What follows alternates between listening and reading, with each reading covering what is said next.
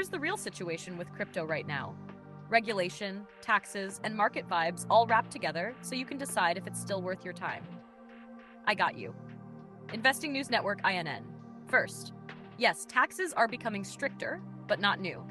Crypto has technically been taxable in the US for years. What is new is enforcement and reporting. Starting Jan 1st, 2026, brokers must report crypto transaction cost basis info to help calculate gains losses. Investors now have to calculate cost basis wallet by wallet, not just overall. Failure to report can trigger major penalties, up to $100 fines, extra penalties up to 75% of unpaid tax, interest, or even criminal charges in extreme cases. Translation: the government isn't suddenly taxing crypto. They're tightening tracking so people actually pay the taxes that already existed. Second, regulation is ramping up fast. The US has been pushing major crypto legislation lately. The Genius Act, signed July 2025, created a national framework for stablecoins and requires them to be backed one-to-one by real assets like dollars or treasuries. A broader market structure bill could make the US the gold standard for crypto regulation if passed. Congress is still fighting over comprehensive rules. A White House meeting recently failed to resolve the stalemate. That means we're in a transition phase. Rules are coming, but the system isn't fully defined yet. Third, the government isn't trying to kill crypto.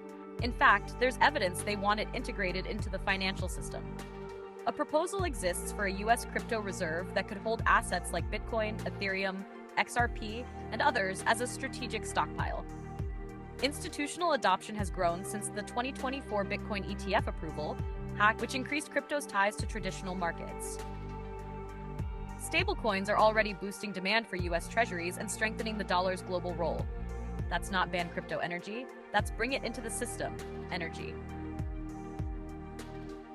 Fourth, market reality right now, February 2026. Bitcoin has dropped nearly 20% since the start of 2026, showing current volatility.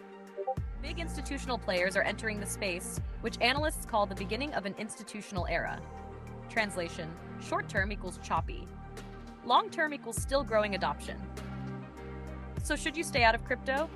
Depends on your goals. If you wanted a Wild West anonymous market, that era is ending.